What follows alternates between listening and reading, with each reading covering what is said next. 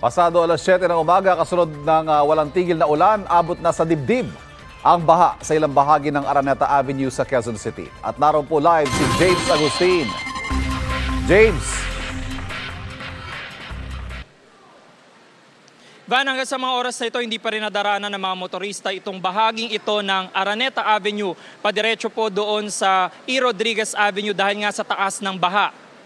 Sa bandang gitnang bahagi ng kalsada ay abot dibdib ang taas ng tubig. Tumirik ang isang L300 van. Ang mga sakay nito pumesto na muna sa bubong ng sasakyan kanina hanggang sa sinuong na nila ang baha para itulak ang L300 van. Isang kotse naman ang lubog sa baha.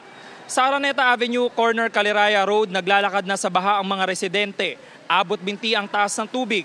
Maraming mga motorista din ang bumuelta na. Samantala, iba na abiso doon sa mga kapuso natin. Kung kayo po'y babagtas dito sa Araneta Avenue, padiretso doon sa E. Rodriguez, ay iwasan nyo na muna dahil nga hindi na ito nadaraanan lalo na ng mga light vehicles. Yan muna ilitas mula rito sa Quezon City. Ako po si James Agustin para sa GMA Integrated News.